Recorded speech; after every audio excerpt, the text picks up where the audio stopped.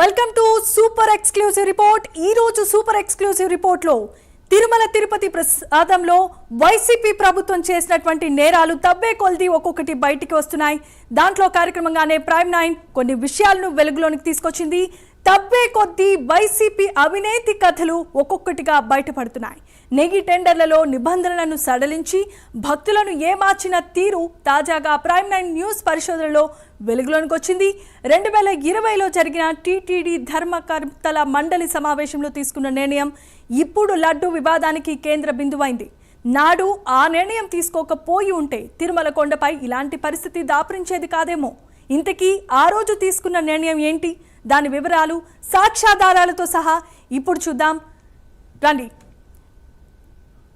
ఇక దీంట్లో అవినీతికి సంబంధించిన సాక్ష్యాలు ఇదిగో మీ ముందే ఉన్నాయి. 2020 వరకు ఉన్న నిబంధనల విషయానికి మనం వస్తే కనుక డైరీ ఉత్పత్తుల తయారీలో 3 సంవత్సరాల అనుభవం అయితే ఖచ్చితంగా ఉండి తీరాల్సిందే. ఎందుకనంటే అతి పవిత్రమైన ప్రసాదం విషయంలో టీటీడీ కొన్ని నిబంధనలను నిబంధించింది. దాంట్లో భాగంగానే ప్రసాదం విషయంలో వారు తీసుకున్నటువంటి అనుభవం 3 సంవత్సరాలకు పరిమితం చేశారు. అయితే 2020లో సవరించిన నిబంధనల ప్రకారం చూస్తే డైరీ ఉత్పత్తుల తయారీలో కేవలం 1 సంవత్సరం మాత్రమే అనుభవం ఉంటే సరిపోతుంది అని చెప్పి వైసీపీ ప్రభుత్వం పరిపాలనలోనికి వచ్చిన తర్వాత వారు సవరించినటువంటి నిబంధనల ప్రకారం మనం చూస్తే ఈ విధంగా ఉందన్నమాట. అంటే తర్వాత మనం సెకండ్ పాయింట్కి వెళ్దాం. 2020 వరకు ఉన్న నిబంధనల ప్రకారం కనుక మనం చూస్తున్నట్లయితే గడిచిన ఏడాదిలో రోజుకు కనీసం 4 లక్షల లీటర్ల ఆవు పాలను సేకరించి ఉండాలి. అలాగే వాటి వివరాలు FSSAIకి అందజేసి ఉన్న డైరీలో టెండర్లో పాల్గొనాలి. అంటే ఇందులో 4 లక్షల లీటర్ల చొప్పున ప్రతిరోజు పాలని తిరుమల తిరుపతి దేవస్థానానికి అందచేయాలి. దాంట్లో భాగంగానే food safety and standard authority of ఇండియాకి అందచేసి వాళ్ళ దగ్గర నుండి కన్ఫర్మేషన్ తీసుకున్న తర్వాతే, అంటే పాలల్లో ఎటువంటి దోషం లేదు, లేదంటే ఆ ఉత్పత్తుల్లో ఎటువంటి లోపాలు లేవు అని చెప్పి FSSAI వారు ఒక సర్టిఫికేట్ ఇచ్చిన తర్వాత మాత్రమే పాలను వారికి అందచేయడం జరుగుతుంది. తిరుమల తిరుపతి దేవస్థానానికి అందచేసే ఆ నిబంధనని 2020 వరకు కొనసాగించారు. తర్వాత 2020 తర్వాత సవరించిన నిబంధనల ప్రకారం ఈ నిబంధనలు అయితే పూర్తిగా గాలికి వదిలేసిన పరిస్థితి దాపురించింది. అందుకే తిరుమల తిరుపతి దేవస్థానం మహాప్రసాదంలో ఇలాంటి కల్తీ నెయ్యి చోటు చేసుకోవడం జరిగింది. తర్వాత థర్డ్ పాయింట్ మనం చూసుకుందాం. గడిచిన ఏడాదిలో 8 టన్నులకు మించి నెయ్యి తయారు చేయగలిగిన సామర్థ్యం దీంట్లో కలిగి ఉండాలి. వాటి వివరాలు కూడా సేమ్ FSSAIకి అందజేసి ఉండాలంటే food safety and standard authority of ఇండియాకి సంబంధించి వాటి సామర్థ్యాన్ని, అలాగే నెయ్యిని తయారు చేయగలిగినటువంటి వాటి వివరాలను కూడా అందజేసి ఉండాలి. అది కూడా 8 టన్నులకు మించి నెయ్యిని తయారు చేసిన వారై ఉండాలి. ఇది 2020 వరకు సంబంధించిన నిబంధనలు. తర్వాత 2020లో వైసీపీ పరిపాలన తర్వాత వాళ్ళు సవరించిన నిబంధన ప్రకారం ఈ నిబంధనని పూర్తిగా గాలికి వదిలేశారు. సో ఈ విషయాలు బట్టి మనం చూస్తుంటే ఇక్కడే మనకు అర్థమవుతోంది వారు సవరించినటువంటి కుదించినటువంటి లోపాల వల్లనే తిరుమల తిరుపతి దేవస్థానం యొక్క ప్రసాదంలో ఇలాంటి కల్తీ చోటు చేసుకుందని చెప్పొచ్చు. తర్వాత పాయింట్కి వెళ్తే కనీసం 3 ఏళ్లుగా FSSAIతో పాటుగా HACCP, ISO, అగ్మార్క్ సర్టిఫికేట్లు కలిగి రోజుకు 12 టన్నుల మిల్క్ ఫ్యాట్ను ప్రొక్యూర్ చేసి ఉండాలి.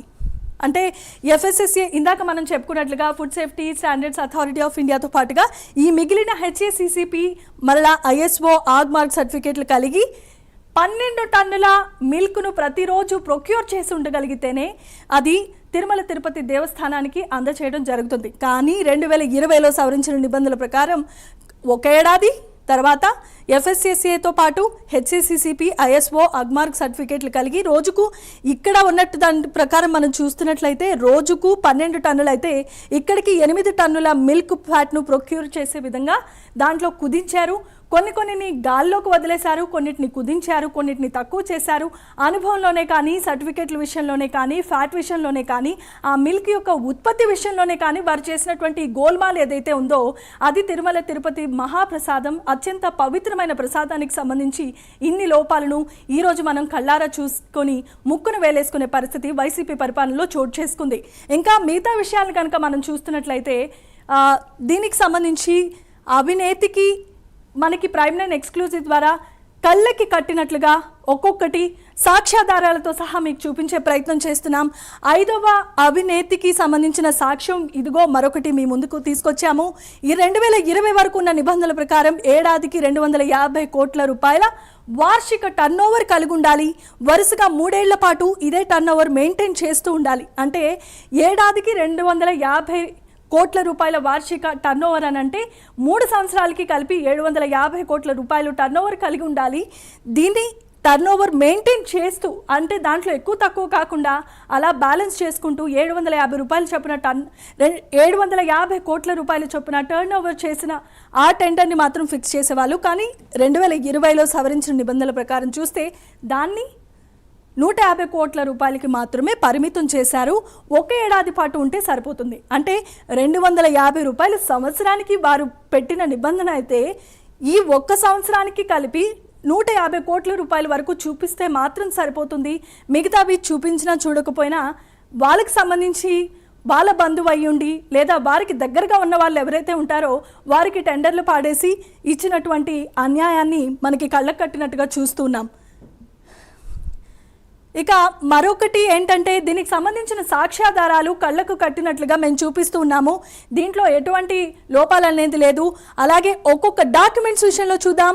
ఇక్కడ ప్రొక్యూర్మెంట్ కౌ గీకి సంబంధించింది నెయ్యి కొనుగోలు టెండర్ నిబంధనలు మార్చడం కోసం కమిటీని ఏర్పాటు చేస్తూ అప్పటి టీటీడీ ఇచ్చిన ఉత్తర్వులు కనుక మనం చూస్తుంటే ఇక్కడ క్లియర్గా మనకి రెడ్ మార్క్తో మార్క్ చేస్తున్నారు.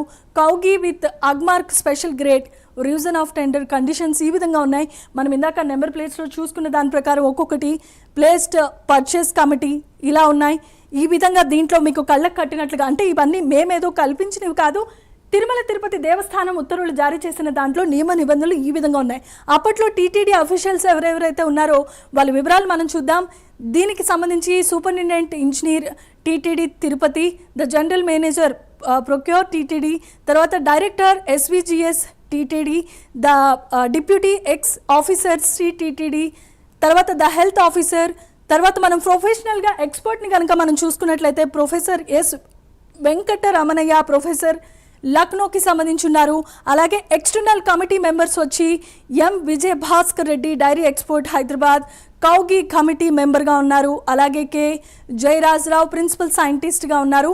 వీరందరూ కూడా అప్పట్లో ఉన్నటువంటి టీటీడీ అఫీషియల్స్గా టీటీడీ అప్పట్లో దీనికి ఉత్తర్వులను జారీ చేసింది. అంతేకాకుండా గతంలో ఉన్న నిబంధనలను మారుస్తూ కమిటీ ఇచ్చిన నివేదికను కనుక మనం చూస్తున్నట్లయితే మనం ఇందాక చెప్పుకున్నవన్నీ కూడా దీంట్లో పొందుపరిచారు. కండిషన్స్ 20, కండిషన్ 21 ఇలా అంటే మిల్క్ క్రీమ్ విషయంలో కానీ ప్రొక్యూర్ చేసే విషయంలో కానీ దానికి సంబంధించిన లైసెన్సుల విషయంలోనే కానీ ఫుడ్ సేఫ్టీ అధికారులు ఇచ్చినటువంటి సర్వేలో ఉన్నాయి.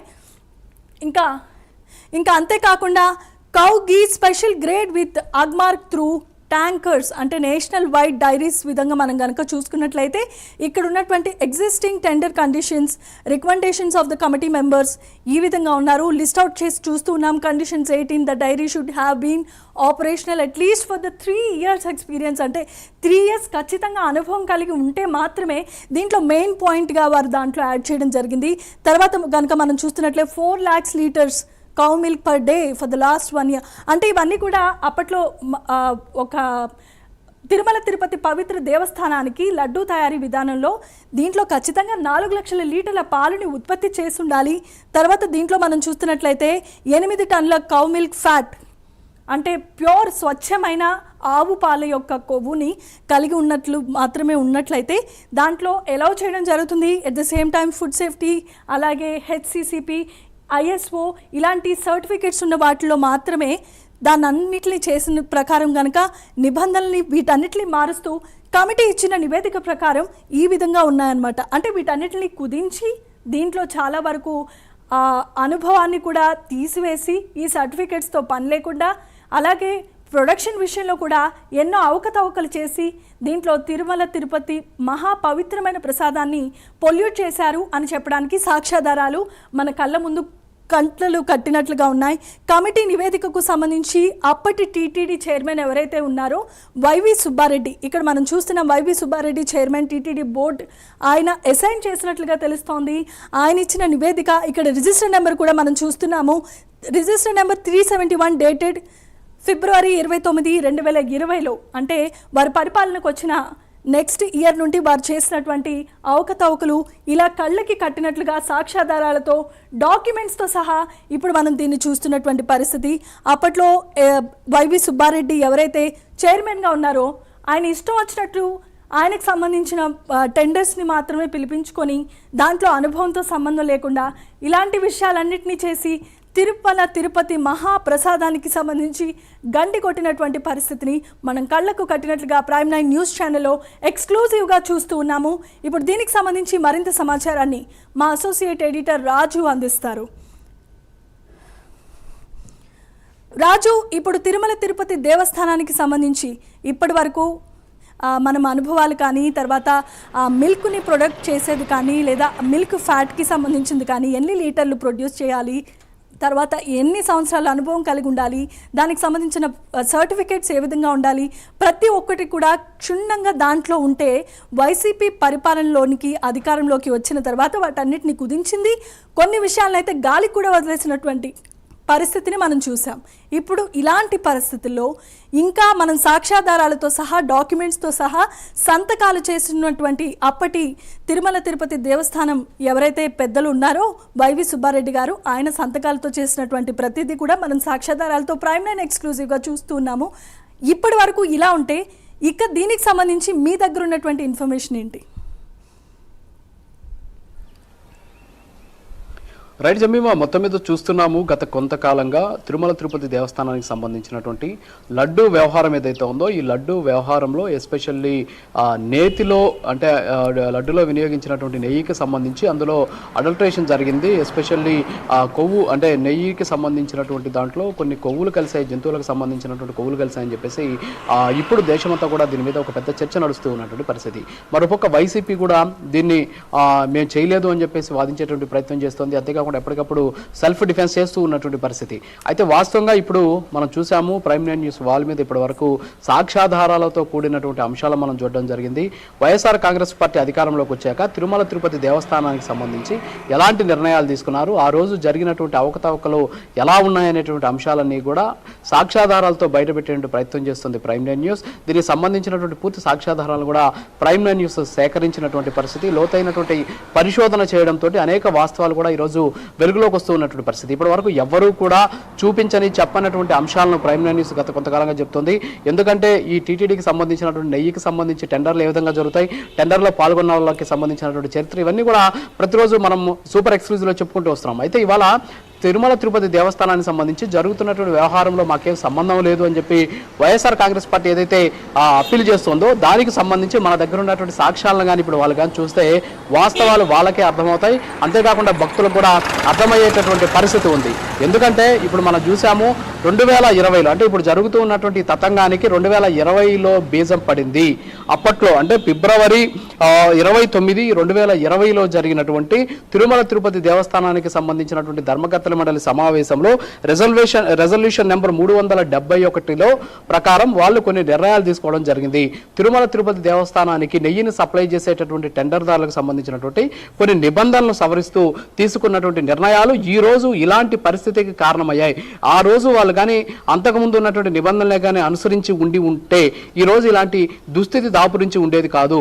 కొన్ని డైరీలకు మేలు చేయాలి, కొన్ని డైరీలకు టెండర్లు కట్టబెట్టాలి అంటే అప్పుడు ఉన్నటువంటి నిబంధనలు సవరించాల్సి రావడంతో వైసీపీకి సంబంధించినటువంటి హయాంలో ఈ నిబంధనలన్నీ కూడా సవరించినటువంటి పరిస్థితి. తాము ఇవ్వాలి అనుకున్నా అంటే తాము కట్టబెట్టాలి అనుకున్నటువంటి టెండర్ని ఎవరైతే ఇవ్వాలనుకున్నారో వాళ్ళకి సరైనటువంటి అనుమతులు లేవు. అంతేకాకుండా వాళ్ళు టీటీడీ నిబంధనలు రీచ్ అయ్యేటటువంటి పరిస్థితి లేదు కాబట్టి ఆ నిబంధనలన్నీ కూడా సడలించినటువంటి పరిస్థితి. దీనికోసం ఒక ఎక్స్పర్ట్ కమిటీని ఆ ఎక్స్పర్ట్ కమిటీలో ఒక 5 మంది టీటీడీకి సంబంధించినటువంటి ఉన్నతాధికారులను పెట్టి వీళ్ళతో పాటు ఒక ప్రొఫెషనల్ ఎక్స్పర్ట్ని ఒక ఆయన పెట్టారు.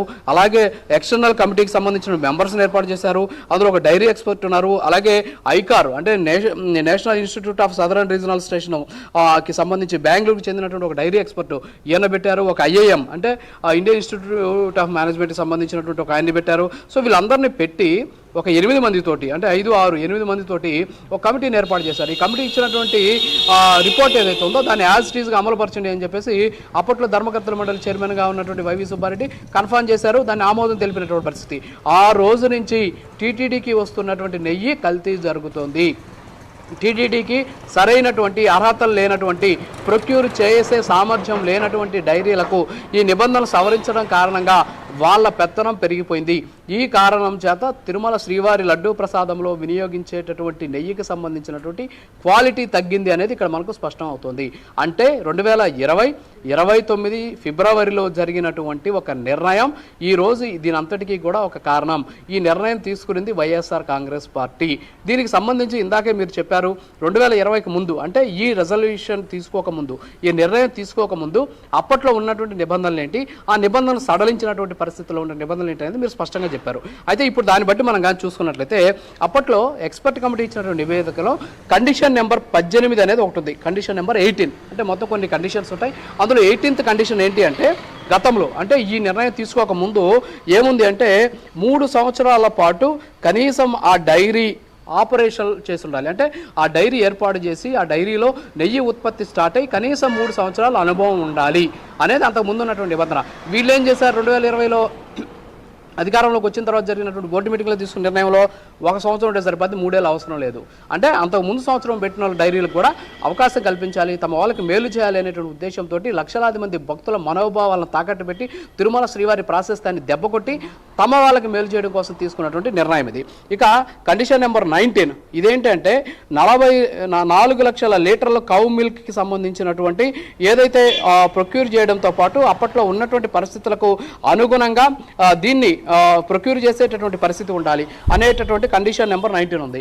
వీళ్ళు వచ్చాక అసలు ఆ కండిషనే తీసేశారు. అంటే 4 లక్షల లీటర్లు ఏంది, మీరు 1 లీటర్ తీసుకున్నా సరే మాకు నెయ్యి సప్లై చేయడానికి మీరు అర్హులే, కావాలంటే వచ్చేసేయండి, నో ప్రాబ్లం, మనోళ్ళే కదా ఇచ్చేస్తాం అని చెప్పేసి ఆ రోజు డెసిషన్ తీసుకున్న పరిస్థితి. అలా కండిషన్ నెంబర్ 19, కండిషన్ నెంబర్ 20 దగ్గరకు వస్తే అప్పుడు ఏం చేసింది, 8 టన్నుల కౌ మిల్క్కి సంబంధించినటువంటి ఫ్యాట్ ఏదైతే ఉంటుందో, అంటే వెన్నకి సంబంధించి, అలాగే గీని తయారు చేసేటటువంటి ప్రాసెసింగ్ ఉంటుందో ఆ ప్రాసెసింగ్ కెపాసిటీ 8 టన్స్ ఉండాలి అని చెప్పేసి నిర్ణయం తీసుకోవడం జరిగింది.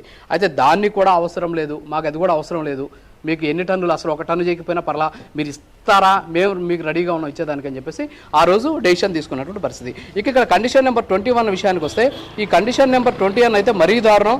ఇదేంటంటే కొన్ని సర్టిఫికేషన్స్, అంటే ఐఎస్ఓ సర్టిఫికేషన్ కావచ్చు, ఇందాక మీరు చెప్పినట్టు FSSAI సర్టిఫికేషన్ కావచ్చు, అలాగే HCCPకి సంబంధించినటువంటి సర్టిఫికేషన్ కావచ్చు, వీటితో పాటు 3 సంవత్సరాల పాటు వాళ్ళు ఆ డైరీ గీ మ్యానుఫ్యాక్చరింగ్కి సంబంధించినటువంటి ప్రొక్యూర్మెంట్ కానీ, అంతేకాకుండా కౌ బటర్కి సంబంధించినటువంటి ప్రాసెసింగ్లు చేస్తూ 12 టన్నులు చేయగలిగినటువంటి సామర్థ్యం ఉండి 3 ఏళ్ళుగా చేస్తూ ఉండాలి అనేటటువంటి నిబంధన ఉంది.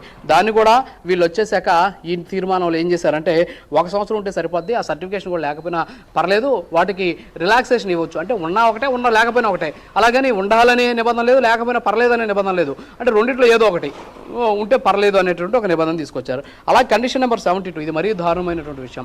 ఎవరైతే ఈ టెండర్లో పాల్గొనాలనుకుంటారో వాళ్ళు సంవత్సరానికి 250 కోట్ల రూపాయల వార్షిక టర్నోవర్ ఉండాలి వాళ్ళకి.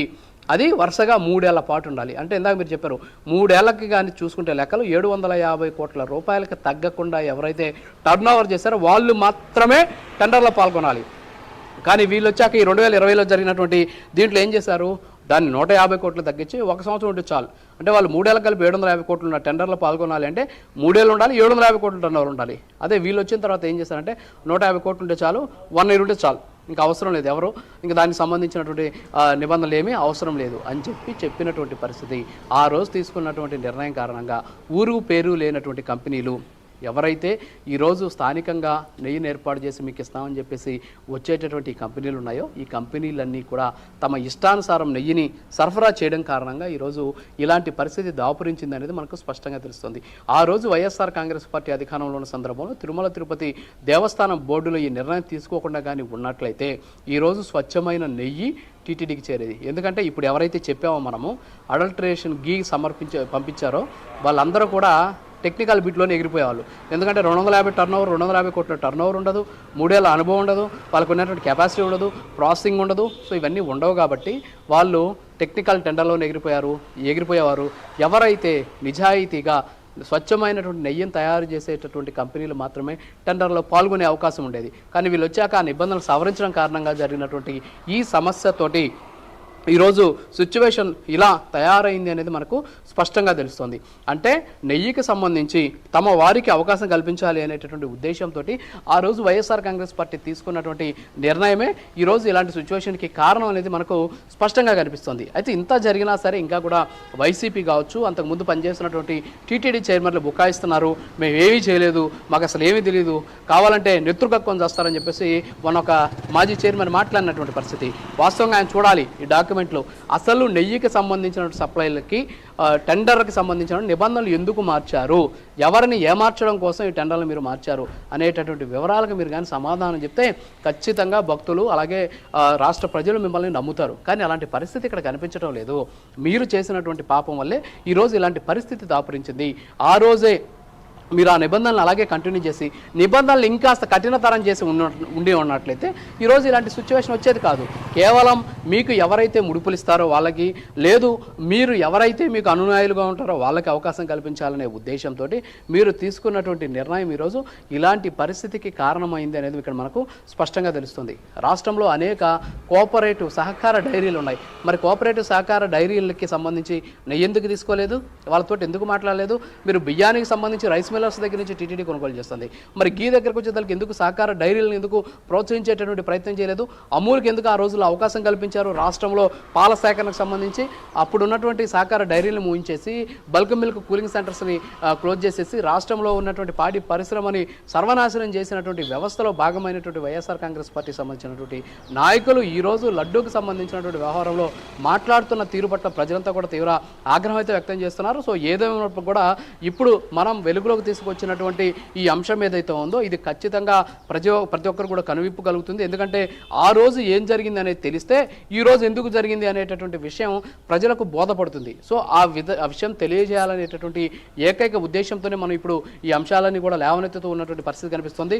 ఎస్పెషల్లీ నెయ్యికి సంబంధించి స్వామివారికి అవసరమైనటువంటి నైవేద్యాలు కావచ్చు, స్వామివారికి సమర్పించేటటువంటి ప్రతిరోజు సమర్పించేటటువంటి ప్రసాదాలకు సంబంధించి కావచ్చు, అలాగే భక్తులు వస్తే వాళ్ళకి పెట్టేటటువంటి ప్రసాదాలు కావచ్చు, అన్నప్రసాదాలు కావచ్చు, స్వామివారికి గంటల వారీగా అంటే మొదటి గంట, రెండో గంట, మూడో గంట అనేసి కాలాల వారీగా జరిగేటటువంటి నైవేద్య నివేదనలు కావచ్చు, భక్తులకు ఇచ్చే లడ్డూ ప్రసాదాలు కావచ్చు, ప్రతి ఒక్క దాంట్లో కూడా ఈ నెయ్యినే తీసుకెళ్ళి వాడారు. మరి ఆ గీని ఎందుకు వాడాల్సి వచ్చింది అసలు పరిస్థితి అంటే మీరు నిబంధనలు సడలించి ఎవరైనా సరే టెండర్లో పాల్గొనవచ్చు అంటే మీకు కావాల్సిన వాళ్ళకి మళ్ళీ రివర్స్ టెండరింగ్. ఇక్కడ ఎంత దారుణం అంటే రివర్స్ టెండరింగ్ పేరుతోటి భారీ ఎత్తున అవినీతి అక్రమాలు ఈ తిరుమల తిరుపతి దేవస్థానంలో చోటు చేసుకున్నాయి. వాటికి సంబంధించినటువంటి వివరాలను కూడా మనం ప్రైమ్ నైన్ న్యూస్ ఎక్స్క్లూజివ్గా వెలుగులోకి తీసుకురాబోతుంది. ఇంతేకాకుండా తిరుమల శ్రీవారికి సంబంధించినటువంటి ఆభరణాలు, అంతేకాకుండా ప్రీషియస్ గోల్డ్ అంటే అప్పట్లో ఉన్నటువంటి వజ్ర వైడూర్యాలు, మరకత మనుల్ని ఏ విధంగా ఏ రూపంలో అవి మాయమయ్యాయి అనేటటువంటి వివరాలను కూడా సాక్ష్యాధారాలు సహా ప్రైమ్ నైన్ న్యూస్ ఇవాళ రేపటిలోపు వెలుగులోకి తీసుకొచ్చేటటువంటి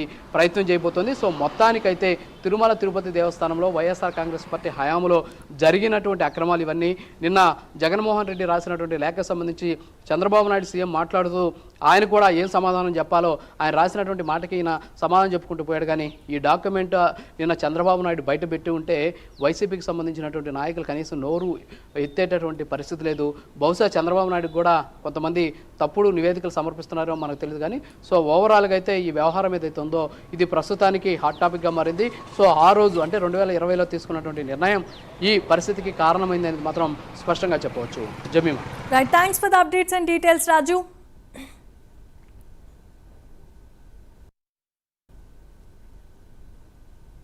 ఇక వైసీపీ పరిపాలనలో ఇప్పటి వరకు రౌడిజం చూసాం, మాఫియాలు చూసాం, దౌర్జన్యం చూసాం. కానీ పైనున్న భగవంతుడు ఒకడున్నాడు, ఆయనకు భయపడి ఉండాలి అన్న విషయాన్ని మర్చిపోయి ఏకంగా తిరుమల తిరుపతి పవిత్ర దేవస్థానమైన మహాప్రసాదం విషయంలో ఇన్ని అవకతవకలు వైసీపీ ప్రభుత్వం చేసింది. దీనికి సమాధానంగా ఇప్పటి వరకు ప్రైమ్ నైన్ ఎక్స్క్లూసివ్ రిపోర్ట్లో ఎన్నో అంశాలు సాక్ష్యాధారాలతో సహా ప్రైమ్ నైన్ ప్లాట్ఫామ్ మీకు ఇప్పటి వరకు చూపించింది, ఇంకా చూపించబోతుంది. ఇలాంటి సూపర్ ఎక్స్క్లూసివ్ రిపోర్ట్స్తో మిమ్మల్ని ఎప్పటికప్పుడు అప్రమత్తం చేయడానికి మా ప్లాట్ఫామ్ సిద్ధంగా ఉంది. మరిన్ని అప్డేట్స్తో మళ్ళీ కలుద్దాం. అంతవరకు చూస్తూనే ఉండండి.